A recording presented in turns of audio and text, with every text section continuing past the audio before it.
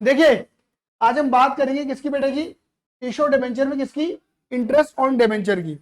देखिए last time हमने क्या करा था, एक इंपॉर्टेंट टॉपिक खत्म कर लिया था, इशू डिबेंचर और रिडेम्पशन पर्पस, जिसमें हम इशू की एंट्री बनाते थे बट उसमें तड़का किसका लगाते थे, रिडेम्पशन ऑफ डिबेंचर का। किसका तड़का लगाते थे, रिडेम्पशन ऑफ डिबेंचर का। क्लियर नहीं है। और रिडेम्पशन ऑफ डिबेंचर का तड़का क्या लगता था, अगर रिडेम्पशन एट प्रीमियम, अगर रिडेम्पशन एट प्रीमियम है, अगर रिडेम्पशन एट प्रीमियम है तो हम क्या करते थे बेटा, फटाफट बताइए।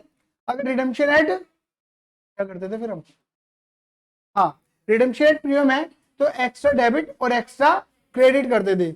वो भी कौन सा एंट्री में, ड्यू एंट्री में। किसके ड्यू एंट्री में, अलॉटमेंट की ड्यू एंट्री में। क्या करते थे, extra debit, loss on issue of debenture debit to credit किसे करते थे, premium on redemption of debenture. Clear ही है। जो हम रिडेम्पशन पे एक्स्ट्रा पैसा दे रहे होते थे उसकी वजह से कुछ एक्स्ट्रा डेबिट एक्स्ट्रा क्रेडिट होता था। बात क्लियर हो गई नहीं हो गई, आई पास में नहीं आई। जिनके लेक्चर छूटे हुए ऐप पे ऊपर जाओ और अपने लेक्चर को कंप्लीट करो। बात क्लियर हो गई। आज हम बात करें किसकी, इंटरेस्ट ऑन डिबेंचर की। लास्ट लेक्चर के अंदर ये चर्चा हो गई थी हमारी कि डिबेंचर के ऊपर कंपनी क्या पे करती है, इंटरेस्ट पे करती है। इंटरेस्ट पे करने में कंपनी की 3 एंट्री बड़ी इंपॉर्टेंट है। कितनी एंट्री, 3, सिर्फ 3 जन एंट्री लगती है। ड्यू पे ट्रांसफर, जोर से बोलो, ड्यू पे ट्रांसफर, एक बार और बोलो, ड्यू पे ट्रांसफर। पर 3 एंट्री मैंने, पहले ड्यू की एंट्री, इंटरेस्ट चढ़िया तेरे नाल, ठीक है ना, पेमेंट एंट्री, इंटरेस्ट उतरिया तेरे नाल। क्लियर ही नहीं है, बोलो हाँ ना। और लास्ट में कौन सी एंट्री, ट्रांसफर एंट्री। कौन सी एंट्री, ट्रांसफर एंट्री, बोलो हाँ ना। ट्रांसफर एंट्री कब लगेगी, at the end of the year, साल के, बैठ जाए याद है, at the end of the year, साल के आखिर में, साल के आखिर में। ये एंट्री बार बार रिपीट होगी, ये एंट्री बार बार रिपीटेशन मोड में लगेगी, ड्यू पे ड्यू पे ड्यू पे ड्यू पे, लेकिन ये आखिर बनेगी कब, at the end of the year. देखो कंपनी इंटरेस्ट कैसे पे कर सकती है, ये कंपनी अपनी टर्म्स पे करती है। कंपनी चाहे तो इंटरेस्ट मंथली पे करे, क्वार्टरली पे करे, हाफली पे करे या ईयरली पे करे। अगर कंपनी मंथली इंटरेस्ट पे कर रही होगी तो 12 महीनों में 12 बार इंटरेस्ट पे करेगी, 12 महीनों में 12 बार। तो इंटरेस्ट की एंट्री कितनी बार लगेंगी, 12 बार, 12 बार, बोलो हाँ, कितनी बार लगेंगी, 12 बार, समझ गए। लेकिन क्वार्टरली में क्या होगा, 4 बार, 4 क्वार्टर होते हैं ना, 3 महीने का एक क्वार्टर, तो इंटरेस्ट की एंट्री कितनी बार लगेंगी, 4 बार लगेंगी, 4 बार। हाफ ईयरली में 2 बार, पहले 6 महीने की एक एंट्री और फिर 6 महीने की एक एंट्री, बोलो हाँ ये ना। और ईयरली में पूरे 12 महीने का एक इंटरेस्ट, एक बार एंट्री लगेगी। तो वही वाली बात है कि आप इंटरेस्ट को जितने टुकड़ों में पे करने वाले हो उतने टुकड़ों में इंटरेस्ट की एंट्री लगेगी, मतलब नंबर ऑफ एंट्री उतनी बढ़ जाती है, बोलो हाँ या ना। क्लियर ही नहीं है। हमें ज्यादातर केस कौन सा आता है, हमें हाफ ईयरली और ईयरली वाला ज्यादा आता है, क्वार्टरली भी इतना नहीं आता, हाफ मंथली तो मिलेगा ही नहीं, थक जाओगे यार। क्लियर ही नहीं है, सेम एंट्री को रिपीट करते करते, बोलो हाँ या ना। क्वार्टरली भी बहुत कम मिलता है, ज्यादातर क्या मिलेगा तुम्हें, या ईयरली। क्या मेरी बात समझ में आ गई नहीं आ गई, बोलिए हाँ या ना। अभी जो इंटरेस्ट का जो रेट है वो कहाँ होता है, देखिए मैंने बताया था डिबेंचर एक डेट इंस्ट्रूमेंट है, इसके ऊपर कंपनी इंटरेस्ट पे करती है। इंटरेस्ट का रेट का लिखा होता है डिबेंचर के आगे प्रीफिक्स में, डिबेंचर के आगे, मतलब डिबेंचर के आगे एक परसेंटेज लिखी होती है, 10%, 12%, 15%, 20%, जो भी है। तो वो 10%, 12%, 20% जो लिखा हुआ है, जैसे ये देखो यहाँ पे मैंने एग्जाम्पल ले रखा है, मैंने क्या लिखा हुआ है, 12% डिबेंचर लिखा है ना, तो रेट ऑफ इंटरेस्ट कितना है, 12%। और याद है ना, ये जो रेट है ना, ये पर एनम होता है, पूरे साल भर का ही होता है। किसका होता है बेटा जी, पूरे साल भर का ही होता है। क्लियर नहीं है, याद रखना कौन सा इंटरेस्ट दिया जाता है, सिंपल इंटरेस्ट दिया जाता है। कौन सा, सिंपल इंटरेस्ट, ऐसा ही। आपने 2 इंटरेस्ट पढ़े होंगे 10वीं तक, है ना, एक तो आपने पढ़ा होगा सिंपल इंटरेस्ट, एक पढ़ा होगा आपने कंपाउंड इंटरेस्ट। हम यहाँ कंपाउंड की बात नहीं करते, किसकी बात करते हैं, simple simple simple simple simple simple, PRT upon 100, PRT upon 100, PRT upon 100 वाला फॉर्मूला लगाते हैं। Always allowed on face value. Interest किस पे दिया जाता है, हमेशा फेस वैल्यू पे। फेस वैल्यू क्या होती है, फेस वैल्यू थोपड़े का प्राइस, मतलब फेस वैल्यू कौन सी हो गई, 100 के बदले 100 रुपए लो, 100 के बदले 90 रुपए लो, 100 के बदले 120 लो। मतलब आप पार पे, प्रीमियम पे, डिस्काउंट पे, 3 तरीके थे। पार का मतलब क्या है, 100 का डिबेंचर दिया, 100 रुपए लिया। प्रीमियम का मतलब क्या है, 100 का डिबेंचर दिया, 120 रुपए लिया। डिस्काउंट का मतलब क्या है, 100 का डिबेंचर दिया, 90 रुपए लिया, कम रुपए लिया। आप रुपए कम लो, आप रुपए ज्यादा लो, इंटरेस्ट 100 रुपए पे देना है। आप 90 रुपए लोगे तो भी इंटरेस्ट किस पे दोगे, आप 120 लोगे तो भी इंटरेस्ट किस पे दोगे, फेस वैल्यू पे, फेस वैल्यू पे, फेस वैल्यू पे, फेस वैल्यू पे, फेस वैल्यू पे, बोलो हाँ या ना। जैसे अगर मैं एग्जांपल की बात करूं, यहां पर बताइए कितने डिबेंचर है, 50 लाख डिबेंचर है। एक डिबेंचर की फेस वैल्यू कितनी है और कंपनी कितने रुपए ले रही है, लेकिन इंटरेस्ट किस पे जाएगा, फेस वैल्यू में। तो एक डिबेंचर की फेस वैल्यू 10, तो 50,000 की फेस वैल्यू 5 लाख, तो 5 लाख के ऊपर ब्याज जावेगा। कितने पे? 5 लाख पे ब्याज जावेगा। बोलो आया नहीं आया? सही में क्या मेरी बात सही में आई या नहीं आई? आई है ना? चलिए जी, तो जरा ध्यान से पकड़ते हैं। हमने एक एग्जांपल बना रखा है ऑलरेडी, ठीक है, कि कंपनी 50,000 डिबेंचर 50,000 12% वाले डिबेंचर 10 का डिबेंचर कंपनी ने 12 में दिया। कंपनी इंटरेस्ट अलाउ करती है हाफ ईयरली बेसिस पे 30 सितंबर को और 31 मार्च। देखो अप्रैल मई जून जुलाई अगस्त सितंबर हो गए 6 महीने, सितंबर एंड 6 महीने कंप्लीट, अक्टूबर नवंबर दिसंबर जनवरी फरवरी मार्च हो गए 6 महीने। तो ऐसे 6 महीने का इंटरेस्ट कितनी बार देगी? 2 बार। तो इंटरेस्ट की एंट्री कितनी बार लगावेंगे? 2 बार लगावेंगे। इंटरेस्ट की 2 एंट्री बताई थी पहले मैंने, ड्यू पे, लास्ट में कौन सी थी? ट्रांसफर। उसे मत बोलो अभी, पहले क्या लगी? ड्यू पे, ड्यू पे।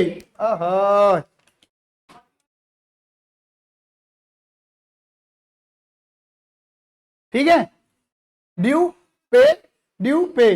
ट्रांसफर तो एंड में लगती है, at the end of the year. बोलो हाँ या ना? जैसे देखो पहले 6 महीने की एंट्री ड्यू पे, फिर 6 महीने की एंट्री ड्यू पे, और आखिर में ट्रांसफर।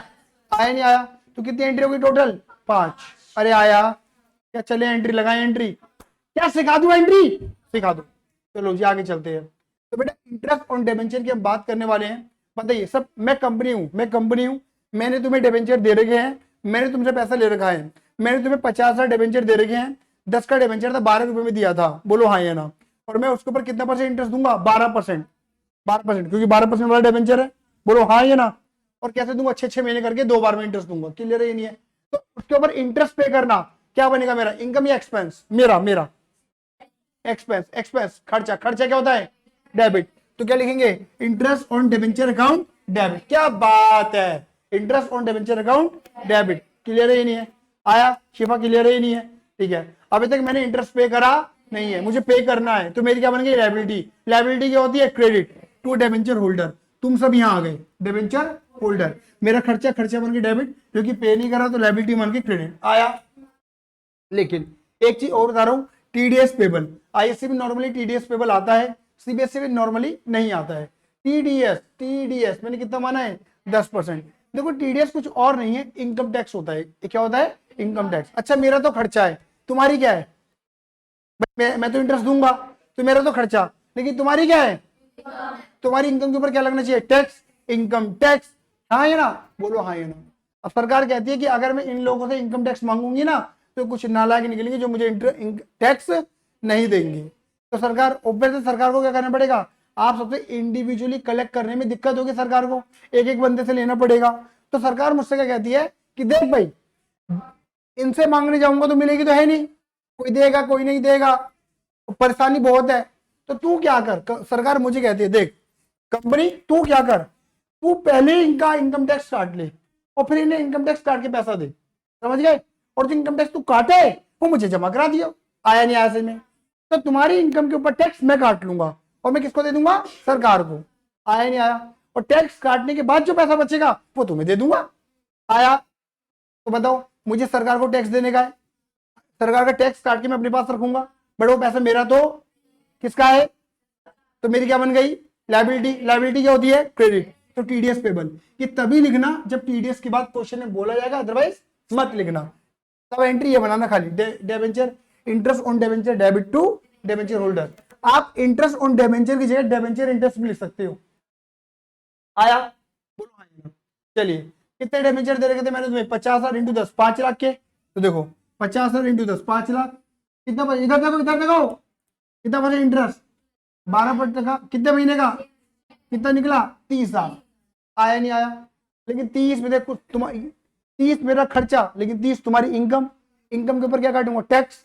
कितना परसेंट? 10%। तो 30,000 का 10% कितना? 3। समझ गया ना? इसका 30,000 का 10%, 3। 30 में से 3 सरकार को दूंगा, बाकी कितना बचा? 27। भाई मेरे मेरे जब से 30 ही जाएगा। आ गया ना? क्योंकि इनकम मेरी नहीं है, टैक्स मेरा, मैं तो काट के जमा कराऊंगा। आया या नहीं आया?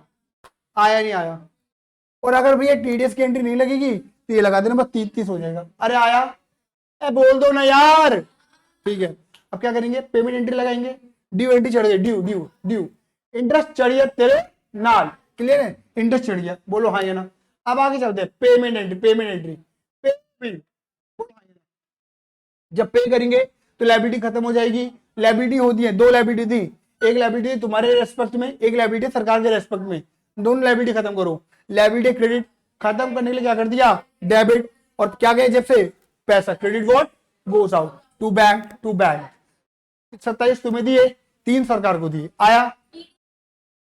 और टीडीएस नहीं होगा तो ऑब्वियसली ऑब्वियस, हाँ ये ना, बोलो हाँ ये ना, टीडीएस नहीं होगा तो एंट्री क्यों ही बनेगी, बनाना ही मत। कंबाइंड करके बना सकते हैं, मेरे अकॉर्डिंग तो नहीं बनाना चाहिए, हालांकि बुक्स में बना रखी है, हाँ ये ना, मेरे अकॉर्डिंग नहीं बनाना चाहिए, क्योंकि टीडीएस के अपने नियम होते हैं जमा कराने के। अब उसी दिन जिस दिन तुम इंटरेस्ट दे रहे हो उसी दिन टीडीएस जमा करा रहे हो तो बात अलग है, क्योंकि कंबाइंड करने के पीछे ना एक नियम चलता है कि डेट सेम होनी चाहिए। मतलब अगर 7 तारीख को टीडीएस दे रहे हो तो 7 तारीख को ही इंटरेस्ट भी दे रहे होंगे, तुम पे कर रहे होंगे, तो दोनों सेम डेट पे तो कंबाइंड होता है, अदरवाइज नहीं होती है। बट किताबों में, किताबी ज्ञान के अकॉर्डिंग तो तुम कुछ भी कर लो यार, कोई फर्क नहीं पड़ता। आया तो 6 महीने का इंटरेस्ट पे कर दिया, इंटरेस्ट पे करा, बोलो इंटरेस्ट पहले चढ़ा और फिर पे करा, चढ़ा और पे करा, बोलो आएंगे ना, 6 महीने पूरे हो गए दीदी, सितंबर खत्म। अब सितंबर के बाद क्या आएगा, अक्टूबर, अक्टूबर नवंबर दिसंबर जनवरी फरवरी मार्च, मार्च, बोलो आएंगे 31 मार्च। फिर अगेन क्या होगा, इंटरेस्ट चढ़ गया तेरे ना, अरे वाह, ठीक है ना, बोलो ना। बात क्लियर हो गई, सेम एंट्री फिर लपेट दी मैंने, क्या मैंने कोई अलग एंट्री लपेटी, बोल दो मैंने लपेटी है, बोलो नहीं लपेटी, बोलो हाँ ये ना, क्लियर है ना।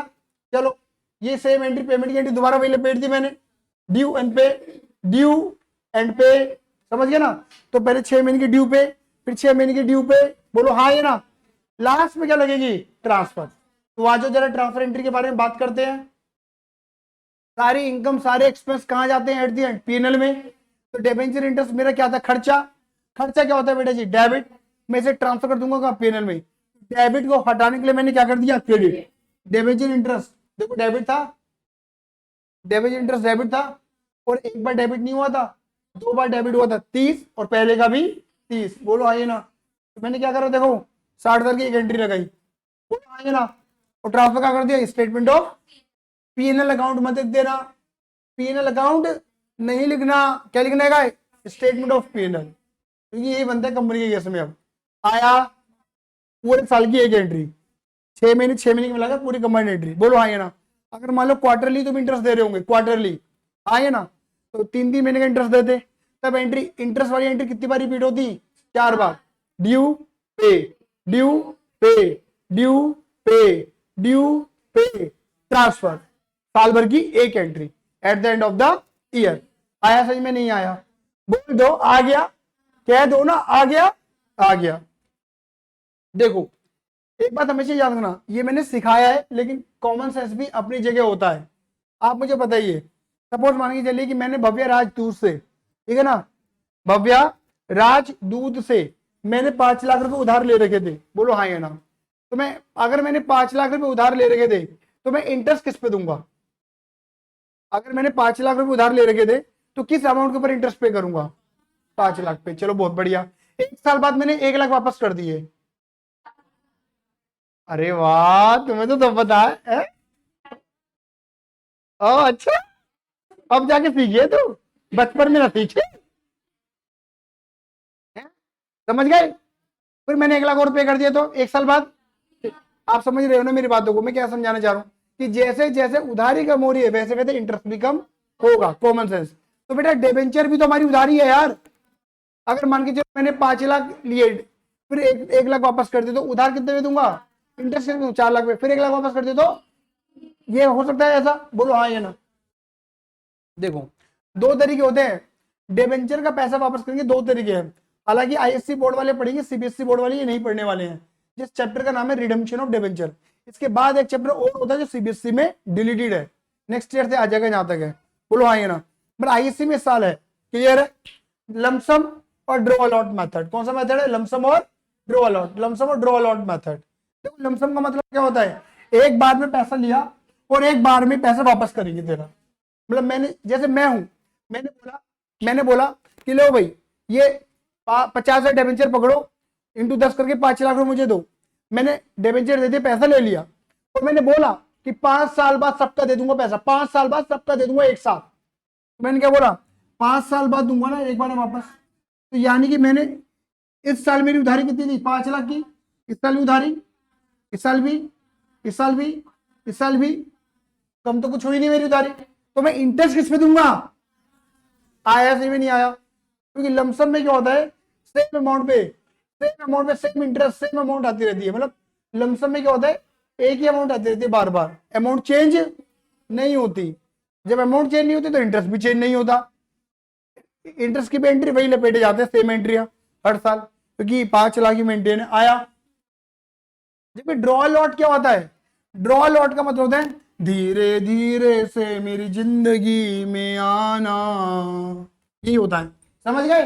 बोलो हाँ ना, नहीं है, धीरे धीरे रिडेम्पशन करने का है और रस्ते गुजर जाने का है। बोलो हाँ या ना, बोलो हाँ या ना। इधर देखो, देखो मैंने कितना उधार लिया तुमसे, 5 लाख, 50 डिबेंचर दिए, 12% वाला डिबेंचर था, 10 का डिबेंचर 12 में दिया, 5 लाख के डिबेंचर दिए। और मैंने बोला कि मैं हर साल के एंड में 1 साल, 2 साल, 3 साल, 4 साल और 5 साल में हर साल कितने डिबेंचर खत्म करूंगा, 10 10 10 10 हो गए पूरे 50 डिबेंचर, पूरे 50 डिबेंचर खत्म हो गए, देख लो 10 10 10 20 30 40 50, और एक डिबेंचर कितने का था, 10, तो कितने हो गए, 1 लाख के डिबेंचर खत्म, 1 लाख के खत्म, 1 लाख के, 1 लाख के, 1 लाख के। बोलो आए ना, सही बोल रहा हूं। तो बताओ पहले साल उधार कितना रहा, तो इंटरेस्ट, अंधेरा कायम रहे, राजा किलविश, शक्तिमान शक्तिमान शक्तिमान। ठीक है, आ जाओ।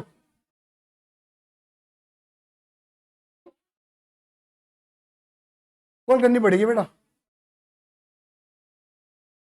ना, मैं इंतजार करूं जब तू कुछ कर देगा तभी करूंगा कॉल।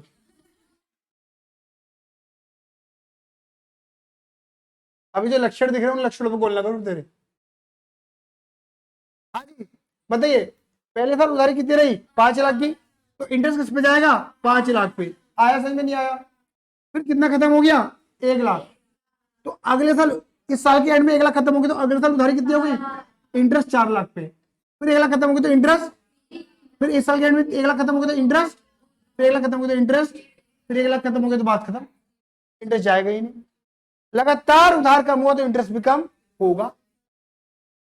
आया, ये ध्यान, ये इतनी बुद्धि लगा सकते हो तुम, क्या तुम पे इतनी बुद्धि है, हाँ है, हाँ है? चलो क्लियर है, क्लियर है। तो एक तो हमने क्या सीखा, issue of debenture for redemption purpose. इसी क्वेश्चन में issue of debenture for redemption purpose वाले क्वेश्चन में इंटरेस्ट भी लगाया जा सकता है, इंटरेस्ट भी आ सकता है साथ में, और उसके साथ जिसका भी कॉम्बिनेशन दिया जा सकता है। मतलब 3 टॉपिक एक क्वेश्चन में मिल सकते हैं, क्योंकि टॉपिक बड़े छोटे छोटे थे ये, समझ गए, समझ गए।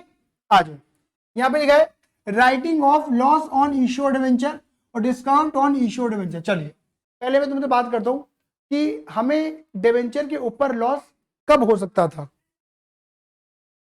डिबेंचर डिबेंचर पे लॉस कब होता है बताइए,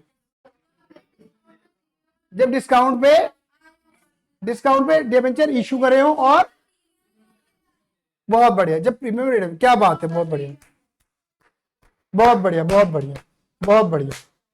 अरे पॉजिटिवली बोल रहा हूँ, अच्छा है। ये तो घबरा गया है, गलत बोल दिया क्या, ये तो अलग ही दिख रहा है। नहीं सही बोला, इशू एट डिस्काउंट। भाई इशू एट डिस्काउंट का मतलब क्या हुआ, 100 का डिबेंचर कितने में दिया, 90 में, तो ये नुकसान हुआ। और रिडेम्पशन एट प्रीमियम, रिडेम्पशन का मतलब पैसे वापस करना, जब पैसे वापस करेंगे तो ज्यादा दे रहे हैं, वो भी नुकसान। तो या तो हमें एक नुकसान होगा कोई सा एक, या दोनों हो सकते हैं, दोनों भी तो हो सकते हैं। अरे बोलो हाँ ये ना, क्या मेरी बात क्लियर हो गई नहीं हो गई। तो जब हमें रिडेम्पशन पे नुकसान होता था, रिडेम्पशन एट प्रीमियम, वो सब क्या नाम देते थे, लॉस ऑन इश्यू डिबेंचर। और इशूड एट डिस्काउंट को क्या नाम देते थे, discount on issue of debenture. ज्यादा ये नहीं है, इनको हमें क्या करना है, राइट ऑफ। राइट ऑफ करने का मतलब है खत्म कर दो, खत्म कर दो, मतलब खर्चा है, खर्चा कवर कर लो, कवर करना है, खर्चा खत्म करना है। खर्चा नॉर्मली तुम क्या करते थे, डेबिट, कौन सी एंट्री में याद आ रहा है, पढ़ के आए थे ड्यू एंट्री में। इधर राइट ऑफ करेंगे तुम क्या कर दोगे, क्रेडिट। राइट ऑफ करने क्या कर दोगे, क्रेडिट। देखो राइट ऑफ करने के ना, सुनो, राइट ऑफ करने के आप पे दो मेथड है। एक है during the issue period of debenture. Issue period का मतलब है कि जैसे डिबेंचर जो है वो 5 साल के लिए इशू करे गए हैं, कितने के लिए, 5 साल के लिए। तो आप क्या करोगे, हर साल थोड़ा थोड़ा डिबेंचर, थोड़ा थोड़ा लॉस खत्म करोगे। जैसे 5 साल के लिए इशू है तो पहले साल थोड़ा खत्म हो गया नुकसान, दूसरा मतलब नुकसान को ना, जो नुकसान हुआ है उसे कितने साल में बांट देंगे, 5 साल में बांट देंगे, थोड़ा थोड़ा थोड़ा थोड़ा थोड़ा कर देंगे। क्लियर है ही नहीं है, अरे आया नहीं आया। लेकिन एक तरीका क्या होता है, पहले साल में one time right of entry, एक बार में खत्म कर दो। मतलब in the year of issue, जिस साल आपने डिबेंचर इशू करे थे, जिस साल आपने डिबेंचर दिए थे और पैसा लिया था, उसी साल में पूरा लॉस खत्म कर दो। मतलब कई सालों में बांटने की जरूरत नहीं है। आपके कोर्स में यही है, वन टाइम एंट्री, एक ही एंट्री बनानी है। ये था पहले ये था, अब ये नहीं है तुम्हारे कोर्स में, तुम्हें यही पढ़ने का है बस। बोलो हाँ या ना, वन टाइम बोलो हाँ या ना। एक बार में पूरे लॉस को खत्म कर दो, एक बार में पूरे लॉस को खत्म कर दो। देखो लॉस को खत्म करने के दो रास्ते हैं। अगर तुम्हारे पास सिक्योरिटी प्रीमियम है तो पहले तुम सिक्योरिटी प्रीमियम का यूज करो। अगर तुम्हारे पास पहले क्या है, सिक्योरिटी प्रीमियम है, तो पहले सिक्योरिटी प्रीमियम का यूज करो। और सिक्योरिटी प्रीमियम नहीं है, बोलो सिक्योरिटी प्रीमियम या कम है, जोर से बोलो, सिक्योरिटी प्रीमियम या कम है, तो किसका यूज करो, पीएनएल का यूज करो, स्टेटमेंट ऑफ पीएनएल मतलब प्रॉफिट का यूज करो। आया, बताइए लॉस ऑन इश्यू डिबेंचर क्या करते थे तुम, डेबिट को हटाने के लिए क्या कर देंगे, क्रेडिट। तो देख लो लॉस ऑन इश्यू डिबेंचर, ये डिस्काउंट ऑन इश्यू डिबेंचर जो भी क्रेडिट हो गया। मैंने ये अमाउंट कितनी मान ली, 80,000, और मैंने सिक्योरिटी प्रीमियम कितना ले लिया, 50। मेरे लॉस तो 80 का है, लेकिन प्रीमियम पूरा पड़ रहा है, कम है, कितना कम है, 30। तो दिख रहा होगा तुम्हें 50,000 मैंने सिक्योरिटी प्रीमियम का यूज करा, बाकी 30 किसका यूज करा, पीएनएल का। बस ये एंट्री बनेगी और कोई एंट्री नहीं बनेगी। आया, अगर सिक्योरिटी प्रीमियम मान लो 2 लाख का होता, कितना होता है, 2 लाख, इनफ है। तो एंट्री क्या बनती है तुम्हारी, security premium debit to loss on issue debenture, 80 क्योंकि इनफ सिक्योरिटी प्रीमियम था। और अगर सिक्योरिटी प्रीमियम होता ही नहीं तो एंट्री क्या बनती, लॉस ऑन इश्यू डिबेंचर। आया नहीं आया, सिक्योरिटी प्रीमियम के बारे में क्वेश्चन बोलेगा तो ठीक है, नहीं तो जीरो मान लेना सिक्योरिटी प्रीमियम। बात कर क्वेश्चन दीदी, सिंपल क्वेश्चन आएगा, बिल्कुल सिंपल तरीके से कि इतने डिबेंचर इशू करेगा, राइट ऑफ एंट्री बना के दिखा दो, बस बहुत आसान है, पढ़ेंगे क्वेश्चन को, चिंता मत करो। आया, क्लियर है मेरी बात, बोलिए, क्लियर है, आ गया, चलिए धन्यवाद, सी यू, लव यू, जय हिंद, जय भारत।